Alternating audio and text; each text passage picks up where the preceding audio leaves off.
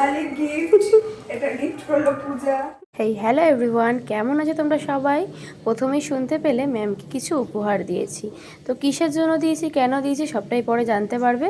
এই যে দেখো, কালকে আমাদের একটা কাজ, সেটা হচ্ছে ইচ্ছাপুরে। আর সেখানে গিয়ে দেখো, রেখাদির তো প্রত্যেকবারের একটাই নিয়ম আছে, ফুল দেখলেই একটু ছবি তুলতে হবে। তো আমারও ভীষণ ভালো লাগছে, এই কালারটা জাস্ট ওয়াও ছিল।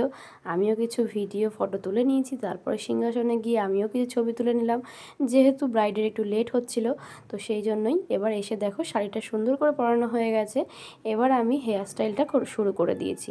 তো পিছনে ভালো করে ক্রিম্পিং করে এবার বুফনটা করে নিতে হবে। আর এইভাবেই আমি সুন্দর করে কাজ করি। তোমরাও যদি আমার ভালো লাগে কাজ দেখতে বা পছন্দ করো আমার কাছে কাজ করতে, তাহলে আমাকে প্লিজ কন্ট্যাক্ট করো।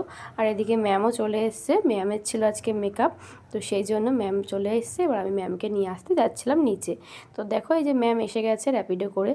ম্যাম তো ভীষণই ভালো কাজ করে। তোমরাও যদি ম্যামের কাজ পছন্দ করো, ম্যামকে নিশ্চয়ই বুক করতে পারো। তো এইবারে আমরা চলে যাচ্ছি ওপরে, আর ম্যাম নিজের কাজ শুরু করে দিয়েছে। ম্যামের কাজ সত্যিই অসাধারণ। ম্যাম ছোঁয়া মানে সেটা একদম জাদুর মতন হয়ে যাওয়া। যেমন জাদুকাঠি ছোঁয়ালেই সুন্দর হয়ে যায় সব কিছু, সেরকমই। দেখো, আমাদের লুকটা কমপ্লিট হয়ে গেছে। এই যে তার ফাইনাল লুক। এবার শুনে নাও পরিবারের লোক কী বলে। এবার দেখো, ওকে নিয়ে যাওয়া হচ্ছে বসানোর জায়গায়। তো সেইখানে গিয়ে সবাই তো ভীষণ ভালো বললো, আর ওরও খুব ভালো লেগেছে। তো এই দেখো, রেডি পুরো ফুল। আর এখানে গ্রুমের মেকআপ করে দিচ্ছিল দিদি একটু। তো এরপরে দেখে নাও আমি এই দুটো যে কী জন্য দিলাম আর কেন। দাঁড়াও, একটা তোমার আর একটা মেঘার নাও। ঠিক আছে, হ্যাপি বার্থডে।